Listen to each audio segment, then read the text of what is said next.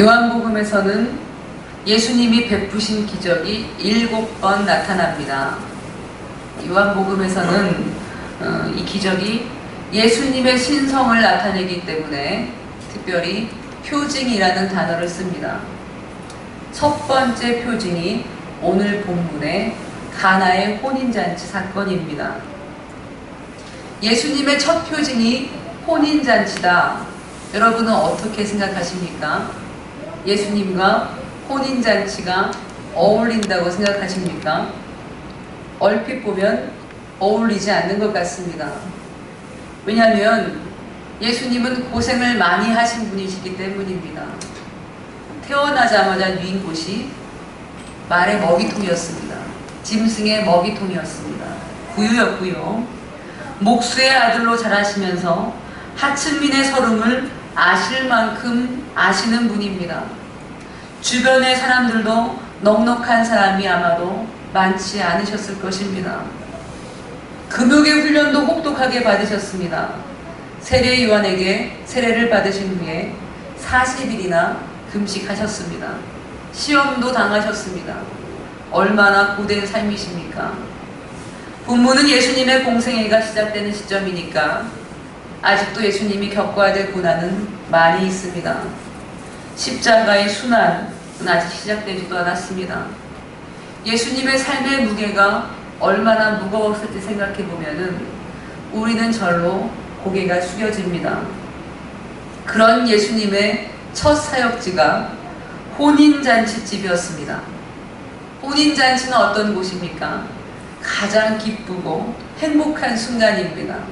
신랑 신부가 기쁜 것이 아니라 온 동네 잔치가 돼서 모두가 일주일 동안 즐기는 혼인잔치였습니다. 세상에서 가지는 가장 큰 기쁨과 예수님을 매치하는 것이 참 의미가 있습니다. 잘 묵상해보면 기쁨과 예수님은 잘 어울린다는 것을 발견하게 됩니다. 예수님이 잔치에 참여하신 것은 꽤 여러 번입니다. 세리마태를 만나고 그의 회심을 기뻐하시면서 잔치에 참여하셨습니다. 마르다와 마리아도 예수님을 위해서 잔치를 벌였습니다. 세리장 삭개오도 예수님을 만나서 구원의 감격을 누리면서 잔치를 열었습니다. 모든 잔치 속에 예수님은 함께 하시면서 즐기셨습니다. 오죽하면 사람들이 예수님을 향해서 이렇게 비아냥거렸습니다. 누가복음 7장 34절 말씀을 보면 인자는 와서 먹고 마시매 너희 말이 보라 먹기를 탐하고 포도주를 즐기는 사람이요 세리와 죄인의 친구로다 하니. 저는 예수님이야말로 참 기쁨을 아는 분이라고 생각합니다. 예수님의 삶은 고단했지만은 예수님은 기쁨을 놓치지 않고 사셨습니다. 무엇을 가졌기 때문에 기뻐하신 것이 아니라 높은 지위와 사회적 안정 때문에 기뻐하신 것이 아니라 삶 자체를 기뻐하신 분이 우리 예수님이십니다. 예수님은 삶의 흥을 아신 분입니다. 고단한 삶의 음료를 위해서 춤 한 판을 멋지게 추신 분이 우리 예수님이십니다. 그래서 가만히 보면 가장 마음고생을 한 사람들이 예수님을 만나서 잔치를 엽니다. 기쁨을 회복하게 되는 것입니다. 세리와 죄인들이 예수님과 함께 먹고 마시면서 즐겼습니다. 예수님과 함께라면 세리들도 기뻤습니다. 죄인들도 자유로워졌습니다. 예수님과 함께라면 그 누구도 그분의 기쁨이 전이 되었습니다. 예수님은 사람이 기뻐하며 사는 법을 통달하신 분이었습니다.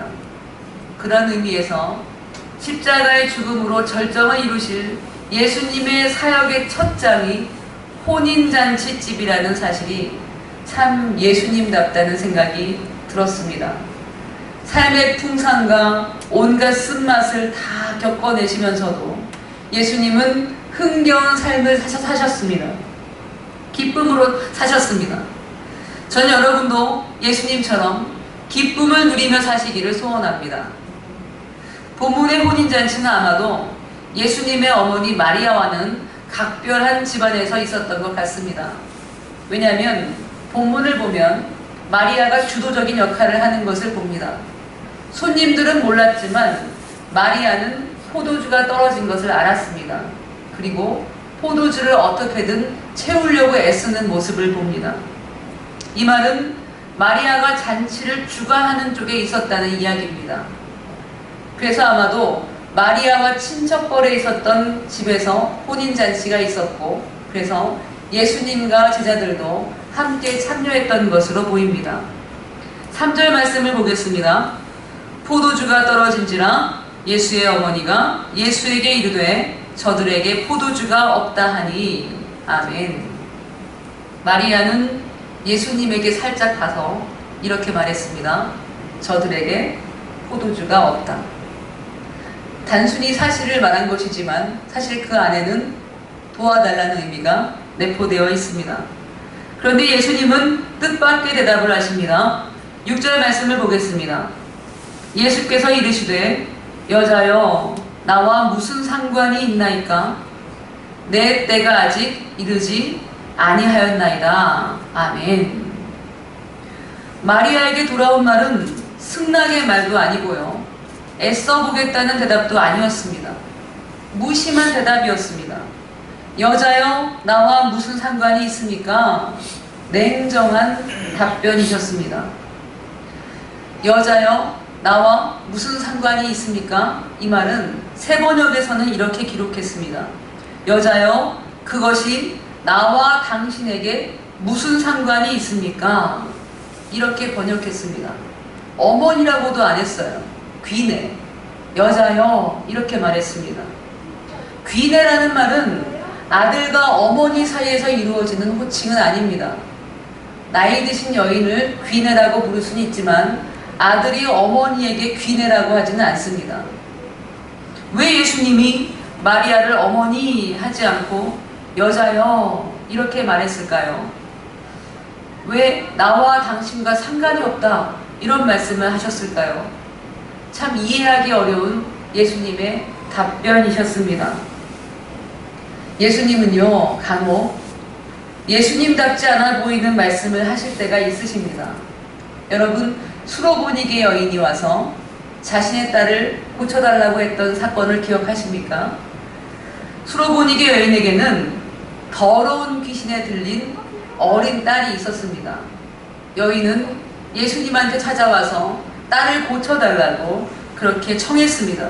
그때 예수님께서 뭐라고 하신 줄 아십니까? 자녀로 먼저 배불리 먹게 할지니 자녀의 떡을 취해서 개들에게 던짐이 마땅치 아니하니라.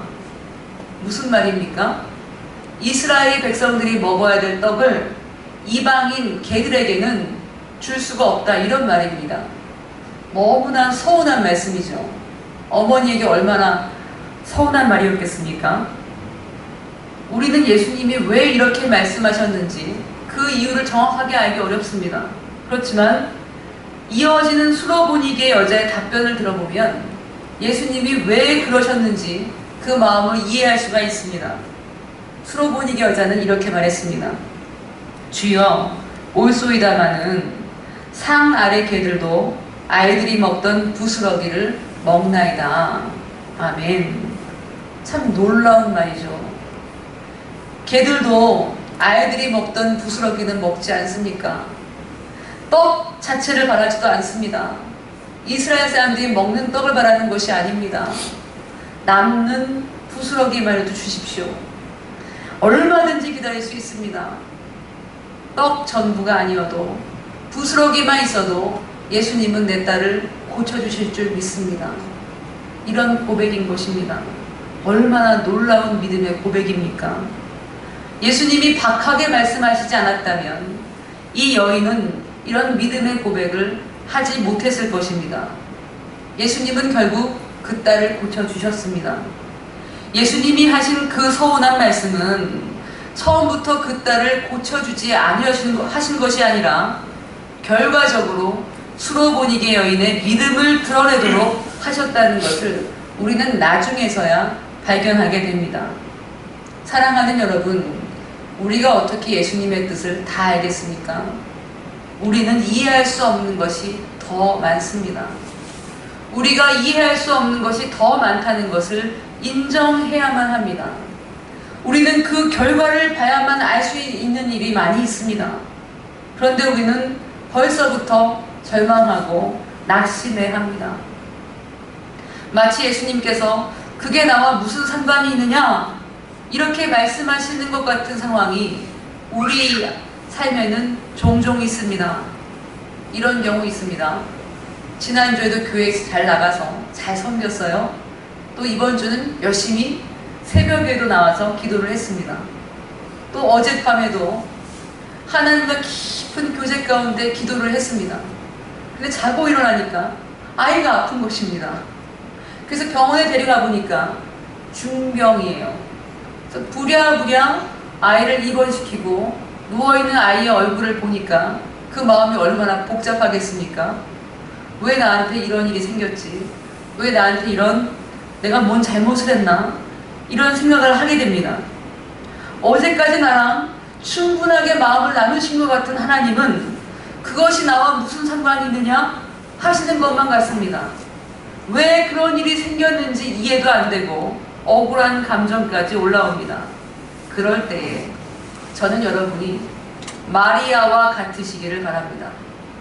마리아는 여자여 그것이 나와 당신에게 무슨 상관이 있습니까? 말씀하시는 것을 들으며 예수님의 마음을 읽었습니다. 마리아는 예수님의 마음을 읽었어요. 예수님은 이렇게 말씀하신 것입니다. 여자여 그것을 아십니까? 그것은 당신의 아들 한 여자의 아들이 할 수 있는 일이 아닙니다. 그것은 하나님의 아들이 해야 되는 일입니다. 그런 명을 내릴 수 있는 분은 하나님뿐입니다. 당신과 나에게는 상관이 없는 일입니다. 이렇게 말하는 거예요. 왜냐하면 포도주를 바꾸는 일은, 포도주를 가져오는 일은 지금 상황에서는 불가능한 일이었기 때문입니다. 왜냐하면 가나라는 곳은 나사렛만큼이나 작은 동네예요. 당시 혼인잔치는 온 동네 식구들을 초청하고도 모자라서 주변에 있는 사람들까지 초청해서 잔치를 벌였는데 일주일이나 했습니다. 작은 동네에 있는 포도주는 모두 가지고 온 거예요. 이제는 주변에 포도주가 전혀 남아있지 않은 상황입니다. 만약에 포도주를 가져오려면 먼 곳에 가서 사가지고 와야 되는데 이미 갔다 오면 잔치는 끝날 것입니다. 그러니 지금 상황에서 이 잔치에 포도주를 가져오는 것은 사람이 할 수 있는 일이 아닙니다. 이것은 하나님만이 할 수 있는 일입니다. 마리아는 사람이 할 수 없는 그런 부탁을 한 것입니다. 그래서 예수님은 하나님의 아들로서 물으신 것입니다. 여자여, 그대가 부탁하는 것이 이 일이 무슨 의미인지 아는가? 아직 내 때가 이르지 않았다. 이렇게 말씀하신 것입니다. 마리아는 그 의미를 알아들었습니다. 30년간이나 길러낸 아들이 하나님의 아들이라는 것을 마리아만큼 정확하게 알고 있는 사람은 없었습니다. 잉태할 당시 가브리엘 천사가 말해줬고요. 엘리사벳도 이야기해줬고 또 정결 예식을 위해서 성전에 갔을 때 시므온도 알려줬고 안나 선지자도 알려줬습니다. 뿐만 아니라 12살에 예수님이 성전에서 이렇게 말씀하셨습니다. 어찌하여 나를 찾으십니까? 내가 내 아버지의 집에 있어야 할 줄을 알지 못하셨습니까? 이렇게 말씀하시던 예수님의 음성도 똑똑히 기억했습니다. 마리아는 이 모든 일을 알고 있었습니다. 그래서 예수님이 하나님의 아들인 것을 잘 알고 있기 때문에 부탁을 한 것이었습니다. 이것은 어머니로서, 한 여자로서 아들에게 명령한 것이 아니라 한 인간으로서 하나님이신 그분께 간구한 것입니다. 마리아는 그것을 확인시켜 주시는 예수님의 말씀에서 서운한 감정을 느낀 것이 아니라 오히려 아멘 화답을 마음으로 드렸을 것입니다. 예수님이 내 때가 이르지 않았다 이렇게 말씀하셨지만 이상하게도 마리아에게는 오히려 확신이 들었습니다. 예수님을 그동안 길러왔기 때문에 예수님이 어떤 분인지 누구보다 잘 알고 있었기 때문입니다. 사랑하는 여러분, 하나님이 어떤 분이십니까? 이렇게 해야만 해 강요하시면서 어거지로 끌고 가시는 그런 분이시든가요? 하나님은 그런 분이 아니십니다. 야복 나루에서 야곱과 하나님과의 그 사건을 기억하시죠? 하나님이 나중에 야곱에게 뭐라고 말씀하셨습니까? 네가 나를 이겼다 이렇게 말씀하세요. 신이신 하나님이 인간에게 그래 네가 나를 이겼다 이렇게 말씀하시는 분입니다. 또 모세의 경우는 어떻습니까? 모세가 청했을 때에 하나님은 뭐라고 하십니까? 그래 네가 옳다 하시면서 뜻을 굽히시고 이스라엘 백성들을 다 전멸하시고자 했던 계획을 없는 것으로 하셨습니다. 하나님 그런 분입니다. 하나님이 뜻을 굽히셨어요. 모세의 청 때문에. 또 어떤 사건이 있었습니까? 아브라함의 일을 기억하시죠? 조카 롯을 구하기 위해서 소돔성이 멸망당하지 않도록 해달라고 아브라함이 하나님한테 얼마나 강력하게 청한 줄 아십니까? 창세기 18장 25절 말씀을 보면은 너무나 당돌한 아브라함의 말이 나옵니다. 제가 읽어드리겠습니다. 주께서 이같이 하사 의인을 악인과 함께 죽이심은 부당하오며 의인과 악인을 같이 하심도 부당하니이다. 세상을 심판하시는 이가 정의를 행하실 것이 아니니까. 아주 당돌합니다. 이 당돌한 항의를 하나님은 받아주십니다. 그래서 아브라함이 50명의 의인만 있어도 구원해 주십시오 했을 때도 그러마, 45명 했을 때도 그러마, 40명, 30명, 20명, 10명까지 10명까지 하나님께 청할 때까지도 하나님은 마다하지 않고 아브라함의 청을 받아주신 것을 봅니다. 우리 하나님은 그런 분입니다. 사람의 간청을 외면하거나 묵살하시는 분이 절대로 아니십니다. 내가 말한 대로 해야 돼! 따라와! 강요하시는 그런 분 아닙니다. 사람의 소리를 들으시고 공감하시며 겸손하게 받아주시는 분이 우리 하나님이십니다. 히브리서 4장 15절에는 이렇게 말씀합니다. 우리에게 있는 대제사장은 우리의 연약함을 동정하지 못하실 리가 아니오 모든 일에 우리와 똑같이 시험을 받으시니로되 죄는 없으시니라. 아멘. 예수님은 우리의 연약함을 다 아십니다. 공감하십니다. 동정하십니다. 그 하나님이 지금도 일하실 것을 마리아는 믿은 것입니다. 그래서 주저함이 없이 하인들에게 이렇게 말했습니다. 예수님이 무슨 말씀을 하시든지 그대로 하세요. 이렇게 말했습니다. 누구에게나 삶의 문제는 닥쳐옵니다. 중요한 것은 그 가운데 예수님이 계시다는 것입니다. 아무리 삶의 문제가 있어도 중요한 것은 예수님이 거기에 계시다는 것입니다. 내 처지를 가장 잘 아시는 예수님이 지금 나와 함께 하고 계십니다. 혼인잔치에 예수님이 계셨듯이 우리와 함께 예수님이 계십니다. 포도주를 만들어 내신 예수님께서 지금 우리의 삶에서 새로운 것을 만들고 계십니다. 문제 속에서 오히려 우리는 나를 잘 아시며 이해하시는 예수님을 만납니다. 문제 속에서 오히려 예수님이 나를 위해서 일하심을 발견하게 된다는 말씀입니다. 예수님은 지금 우리에게 이렇게 말씀하시는 것입니다. 네 상황은 너와 상관이 없다. 그것은 내가 할 일이다. 믿으십니까? 네 상황은 지금 너와 상관이 없다. 그것은 내가 할 일이다. 이렇게 말씀하십니다. 여러분이 할 수 없는 일을 만났을 때에 이렇게 선포하시기를 바랍니다. 이 일은 내가 할 일이 아니라 예수님이 하실 일이다. 마리아와 같은 믿음으로 예수님을 바라보시기를 바랍니다. 그곳에는요, 정결 예식을 따라서 두세 통 드는 항아리가 6개나 놓여 있었습니다. 한 통이 40리터예요. 그럼 두세 통이면 80리터에서 120리터들이 항아리가 6개가 있다는 이야기입니다. 엄청나게 많은 양입니다. 이 돌항아리는 원래 율법에 따라서 손도 씻고 또 손을 정결케 함으로 음식도 정결케 하기 위해서 물을 담아두는 항아리였습니다.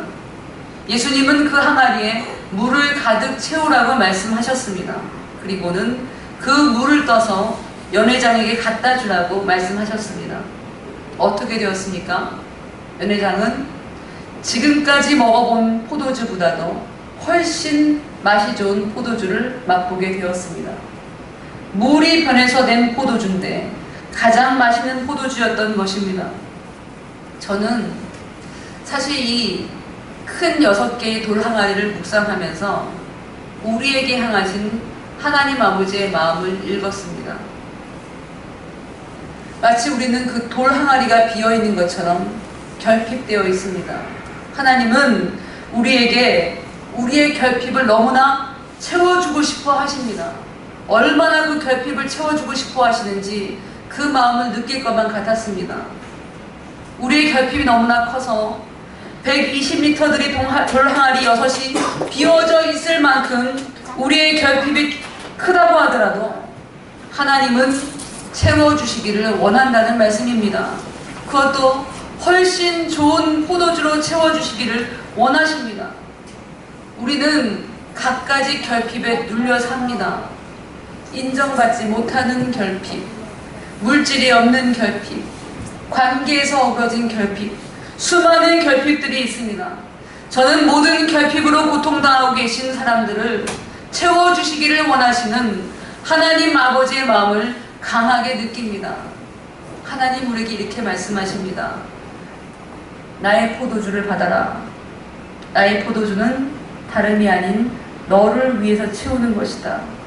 내 포도주의 다른 이름은 기쁨이다. 하나님은 오늘 우리에게 그렇게 말씀하십니다. 지금 내게 아무런 방법이 없다면, 주님이 도와주시는 것밖에 방법이 없다면 구하십시오. 마리아처럼 구하십시오. 주님께서 응답하심으로 기쁨의 포도주를 내 삶 가운데 부어주실 것입니다. 요한복음 16장 24절에는 이렇게 말씀합니다. 지금까지는 너희가 내 이름으로 아무것도 구하지 아니하였으나 구하라. 그리하면 받으리니 너희 기쁨이 충만하리라. 아멘.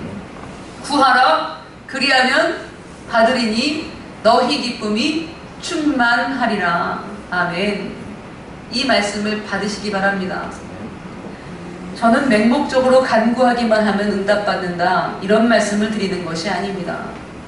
내 상황에 주님이 계신 것을 인정하라는 말씀입니다. 내가 할 수 없는 일 앞에서는 오히려 기뻐해야 됩니다. 그것은 내가 할 일이 아니라 하나님이 하실 일이기 때문입니다. 왜 내게 감당할 수 없는 일이 생깁니까? 구하라. 그리하면 받으리니 너희 기쁨이 충만하리라. 하나님은 포도주로 말미암아 우리 기쁨이 충만하게 하시려고 하나님은 예비하고 계시다는 사실을 믿으시기를 바랍니다. 하나님은요, 우리에게 조건 두고 거래하지 않으십니다. 우리가 하는 거 이렇게 봐서 응답하시는 그런 분 아닙니다. 때로는 우리의 역할이 필요하기 때문에 우리가 할 때까지 기다리시는 경우가 있기도 합니다. 그렇지만 내가 아무것도 할 수 없는데 오직 주님만 하셔야 되는 그 상황 속에서 나를 그냥 내버려 두시는 분이 아니십니다. 구하십시오. 구하는 것은 때를 쓰는 것이 아닙니다. 내가 하나님께 주장하는 것이 아닙니다. 구한다는 것은 내게 오직 주님밖에 없습니다. 주님만이 나의 도움입니다. 신앙을 고백하는 것입니다. 지금 내 상황에 주님이 계시다는 것을 고백하는 것입니다. 시편 73편을 기록한 저자의 고백도 똑같습니다. 73편 25절을 보면은 하늘에서는 주 외에 누가 내게 있으리요 땅에서는 주밖에 내가 사모할 리 없나이다. 아멘. 율법의 상징인 돌 항아리에 포도주를 채우신 이 사건은 율법을 온전케 하시는 예수님의 은혜를 상징합니다. 정결 예식에 쓰이는 돌 항아리에 채워진 포도주는 율법적인 열심이나 내 노력이 아니라 예수 그리스도의 은혜로 우리가 구원을 얻는다는 의미가 담겨 있습니다. 주님은 내가 무엇을 했느냐를 보시는 것이 아닙니다. 주님이 주시는 은혜는 선물입니다. 선물이에요. 값없는 사랑의 징표입니다. 하나님은 우리가 마리아와 같이 포도주가 떨어졌습니다. 간구하기를 원하십니다. 주님, 제게 포도주가 떨어졌습니다. 지금 주님 외에는 다른 도움이 없습니다. 그렇게 고백하시면 하나님은 반드시 응답하실 것입니다. 기쁨으로 충만하게 하실 것입니다. 새 포도주는 새 부대에 담아야 된다고 했습니다. 우리의 새 부대는 무엇입니까? 주님을 찾는 마음입니다. 주님 외에는 도움이 없다는 고백입니다. 주님이 채워주실 것을 믿고 바라는 마음입니다. 그 마음이 포도주를 담는 새 부대라는 사실을 믿으시기를 바랍니다. 구하라, 같이 해볼까요? 구하라, 그리하면 받으리니 너희 기쁨이 충만하리라. 아멘. 기도하겠습니다.